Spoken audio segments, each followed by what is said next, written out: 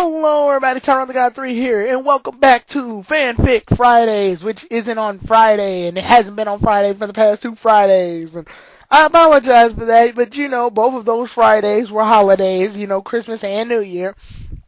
And I just wanted to give a bit of a break on Pokemon Universe for now, from that time, and then move on to Pokemon Universe again when the holidays start to wind down. But now that we got New Year's and Christmas out of the way, Pokemon Universe will be taking place on Fridays again next week. I'm doing this one on Saturday because I feel it'd be wrong for you guys to be left out of Pokemon Universe for so long. Plus, I need to start writing more episodes anyway, so this doesn't catch up to the original source. So, with that said, Pokemon Universe, Episode 7, Kartini and the Cotton Ball Festival. This episode begins with our heroes still traveling towards River City, but while they're traveling towards River City, they see a small little stadium in the field. And at that field, they see a bunch of trainers with Kartinis, just doing various moves and floating around and stuff. This piques their curiosity, or at least Luna and Koda's pure curiosity. Trent wants to just sort of keep it moving to River City, and they ask the first person they see what's going on. The first person they see happens to be Winston, which is a man who is basically going to be the host of the festivities later that night. Winston explains to our heroes that there is a Cotton Ball Festival that's going on later tonight, and every trainer with Kartinis are gathered here in order to do various routines so that they can do sort of an appeal round, if you will. Like, have you ever seen Pokemon contests or festivals or things like that where, there's an appeal round? They're doing that, basically. And then it'll be followed up by a dance. Just a little dance, a party, basically, to celebrate Kartinis at the Cotton Ball Festival. It's a big festival. So because of this, the Luna's is intrigued by the fact that all these trainers are going to do their routine, and she asks, can anybody with a Kartini enter the festival? Winston says, of course, and that encourages Luna to go ahead and use her Kartini to enter the festival. But in order to enter the festival, they're going to need a routine first, so they decide to go ahead and practice a routine before the festival. Once they decide to do that, Trent wants to go ahead and move on to River City, but Luna convinces him to stay because, it'd be no point in just keep traveling, and Trent can use this time to train. He gets a little mad about it, but he gets over it and decides to train with Koda since Luna's going to be busy, practicing her routine for the festival. Koda gets a bit scared, but he goes ahead and battles using Tailo. While that's happening, Luna tells Kartini to use various moves like Cotton Spore, Razor Leaf, and other attacks. What ends up happening, sadly, however, is that the moves start coming, Kartini uses the moves, however, Kartini ends up closing her eyes and using the moves in very unorganized patterns. It's because of this that all of the other trainers get a little annoyed by Luna and Kartini trying to do their routine, and Luna ends up meeting a girl with a Kartini who tells her off, basically stating that her Kartini isn't festival worthy, and insults them basically. Then the girl is revealed to be called Naminé. And Naminé ends up showing off her routine with her Kartini, which impresses everybody, even Trent and Luna and Trent and Koda. And Luna gets annoyed by Trent and Koda, even though they were just impressed. After that, after Naminé tails her off, she sort of leaves, breaking Luna's spirit a bit. And Luna gets a bit upset, and Kartini is disappointed that she let Luna down, and she doesn't know why these moves are all unorganized and messed up. Trent and Koda continue their battle. Trent uses Eevee, and Koda ends up using Tailo, so we get to see Tailo and Eevee in action now. And it appears that Tailo actually has the advantage in the battle because, it's flying and Eevee doesn't have any attacks to get at it at first. It can't even dodge because when Koda tells Tailo to use, wing attack, Eevee can't keep up because Tailo's in the sky and the sun is glaring his vision. So after that, Eevee does manage to learn a move that gives them the edge, which is Swift. So Eevee ends up learning Swift, and Trent uses that to their advantage, and they end up beating Tailo. Once that happens, Luna walks into the middle of it all and just sits in a slump, and she's discouraged and she doesn't want to go ahead and enter the festival anymore. Coda wanted to take pictures of the festival, so Luna states that we should still stay for the festival, however, she won't be participating. Just then, an older lady shows up with a Whimsicott, the evolved form of Kartini, and states that she should go ahead and try to do the performances again, because she has a feeling she's figured out exactly what's wrong with Kartini. So Luna takes the woman's advice and goes ahead and uses Kartini again this time, much later on in the day. And Kartini ends up using all of her attacks perfectly this time, as before she was doing them all sloppishly and, messed up.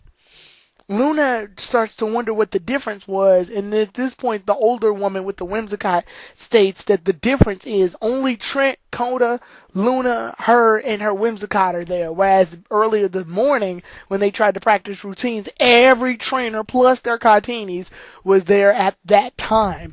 Long story short, Luna's Kartini has stage fright, which messes with her moves when she's trying to perform in front of a large crowd. This, of course, hits Luna, and she finally figures out what's wrong. And at that point, the woman reveals herself to be Nina, which is Namine's older sister. And she stated that she used to enter the Cotton Ball Festival every year. And she was probably one of the most infamous ones at the Cotton Ball Festival, because the Cotton Ball Festival doesn't have a first, second, or third place ranking, or it doesn't even have a winner and a loser. But, however, if you do a big enough spectacle, then you're going to catch attention from a lot of people. So she was known as a very great and prestigious Kartini trainer. And then her Kartini evolved into Whimsicott, and she retired because she got older. And Namine wants to be in her footsteps, long story short. That's why she makes it such a pressure and starts turning it into more of a competition instead of an actual, just do it for fun type deal. After this, Luna and Kartini get together and they actually develop some form of a plan in order for Kartini to enter the Cotton Ball Festival and still do her performance without breaking down in nervous breakdowns and stage fright. Once they had that pep talk and their performances are about to begin, we see all these trainers using various moves and routines to impress the fans. This is kind of cool because Trent is in the audience checking it all out, and there's these three fangirls. They're just random fangirls I made up. And every time something happens, they comment on it, and then Trent will comment on it, and they just barrage him with fangasm and stuff. It's hilarious. For example, to start off the festivities, even though she's retired, Nina and her Whimsicott decide to do a start up to the festival by doing a routine of their own, and then the rest of the people with Kartinis will go ahead and do the routines as regular. Whimsicott does this cool little thing where she launches poison powder and hurricane, and it all spins up into this hurricane. Then she combines that with dazzling gleam in order to make it even shinier, and then finishes it all up by blasting solar beam right into the eye of the hurricane. This, of course, ends up blowing up, and once it blows up, it launches the dazzling gleam and poison powder everywhere. So now it's this fireworks display of just poison powder and dazzling gleam all over the place, and it looks really cool. So once that ends up happening, the rest of the trainers perform, and then we see Namine perform, and Namine ends up using this cool little combination where she uses Fairy Wind combined with Stun Spore, and then once those two attacks are combined, she ends up launching all of that together with Hidden Power, and then finishes up with Charm and explodes into these cool little glowing hearts, and the crowd starts cheering for her. Then Luna and her Kartini show up. Now this is where it gets heavy, because we notice that while she's doing her performance, Kartini's eyes are closed the whole time. So Luna then tells Kartini to use Razor Leaf into the air, and then use Cotton Ball into the Cotton Spores into the air. So while those are launched into the air, they fall down really slowly because it's leaves and cotton balls. But while all of that's slowly falling down, she tells Kartini to use Grass Whistle. So now it's using grass whistling. It's like really nice and soothing. You see these leaves and cotton balls slowly landing on the ground while the soothing grass whistle music is happening. And it's really nice. And because of that, and the fact that Kartini's eyes are closed, it all looks very serene and peaceful. Everybody starts clapping for Luna and Kartini. Then Kartini opens her eyes. Then we get a flashback of what they were talking about backstage. Luna's plan was to have Kartini close her eyes the whole time during the performance. That way she doesn't get intimidated by the crowds of people. Because Luna knows she can't fix Kartini's stage fright immediately. It's going to have to be something that progressively gets fixed. But she said that this was an optional thing that Kartini can do at the end of the performance. Kartini can then open her eyes at the end of the performance, and if she does, just imagine that it's Luna. Every person on the stage, every person in the audience that's clapping is Luna's face being proud of Kartini. And the reason she stated that was because no matter how the performance goes, she said she'll always be proud of Kartini, and she'll always love Kartini. So at this point, when Kartini finishes the performance, she decides to go ahead and open her eyes. And at that point, Luna's really proud of her, not just for the performance, but because she opened her eyes. And they end up hugging, and it's a really nice moment. And everybody, cheers. And when they cheer, the cheer's way louder than when Namine had a cheer. And Namine ends up getting a little frustrated, but then her older sister Nina shows up and starts talking to her about the true meaning of the Cotton Ball Festival. It's not supposed to be a competition. It's supposed to be a celebration between trainers and their Kartini and how much they love them.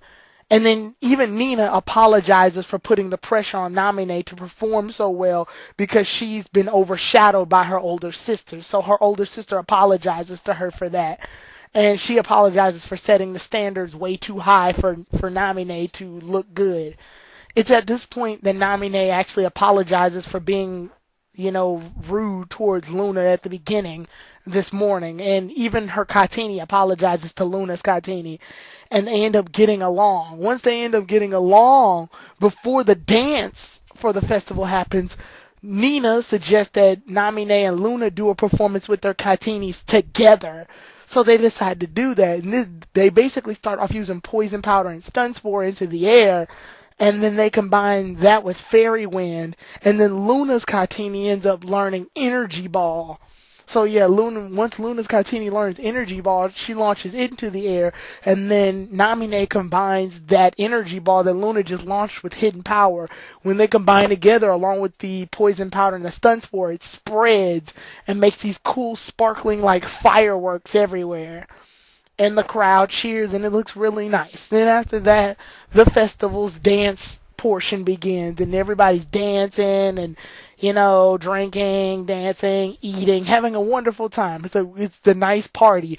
Even all of the Pokemon, Trent, Luna, and Coda's Pokemon are outside, and they're congratulating Kartini for the great job that she did. And yeah, it's really cool. And everybody's just having fun. I think I made this one little section where these girls wanted to dance with Coda, but Coda's just a nervous breakdown. And Trent's bragging about him as a Pokemon trainer, and Luna just beats him up because he's bragging too much. And yeah, it's really nice moments. The next morning, Namine asks Luna, will they be back at the Kartini Festival next year? And she says, yeah, although I don't know. I don't even know if that would be relevant towards the story. But she's like, yeah. And then they all go their separate ways. They head to River City. And Luna is very proud of Kartini for the work she did. Trent starts to brag that if he had a Kartini, he would have done way better than everybody. So Luna just chases him, ready to hit him in the head. Coda runs after them to catch up. And then the episode ends right there. I gotta say, at first, I was just going, hey, I need to make a Luna episode real fast so that she can get some character development and that I can teach Kartini Energy Ball. It turned into a lot more than what I expected. Only because the deep rooted story, like I said, that I had this problem again where I give side characters too much of a background story. Like, this was supposed to be a thing that only happened once. It was just supposed to be this regular ass episode, and it turned into Namine having this backstory where she's overshadowed by her older sister, so she gets competitive heavy and takes her frustrations out on Luna, which in turn makes her somewhat of a pseudo rival. And it turned out a lot nicer than I thought it was. And I've definitely got to say that writing the portion where Kartini opens her eyes, even though she's stage fright, only so that she can imagine Luna being proud of her, I felt was a really heartwarming moment. Me personally, I think that was a heartwarming moment. You guys could think, it's lame, but I liked writing that portion in. I gotta say, this entire episode, when I was done writing it, I felt really proud that I wrote it. There's one song that comes to mind when Kartini is doing her performance. Luna's Kartini is doing the performance. I always think of the ending theme. I don't know what it's called, but it's in Diamond and Pearl. It's the one that, I guess you can call it Dawn's theme song, even though I don't like Dawn, but I like the song. Just listen to the Dawn's theme song, and I forgot what it's called, but it's a really good song, and every time I see that performance, I always imagine that song. So yeah, it's really nice, and I thought it was great character development for Luna, great character development for her Kartini. Why her Kartini? Well, every Pokemon in this series is gonna have character development episodes, like that's gonna happen.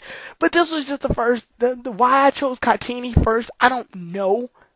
I can safely say I have no clue why I chose Kartini to have this much character development and to be one of the Pokemon to have a major character development episode. But I don't know, Kartini's appearance in the series is odd sometimes, but I definitely wanted to make her personality known. So, you know that Kartini ends up having stage fright. She's one of the more shy Pokemon of Luna's arsenal. And I think that just leads to some very cute moments with Luna's Kartini, per se. But to make a whole episode devoted to Kartini was really good to me.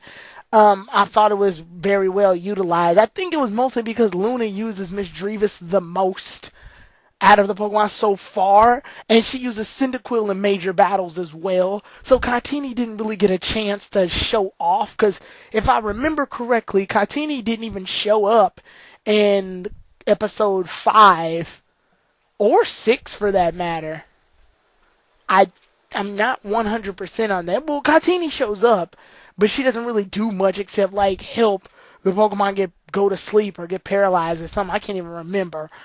But yeah, Kartini didn't have any major appearances like Cyndaquil and Miss Drevis did. Like, Miss Drevis shows up constantly because that's Luna's like go-to Pokemon, which I'll reveal more about Miss Drevis later. And then Cyndaquil shows up because Cyndaquil was in a major battle in episode 6. So yeah, I just felt like this was Kartini's time to shine. And to develop a whole episode on Kartini was really good to me because, you know, we haven't had much of Luna's Kartini. So I thought that was pretty cool.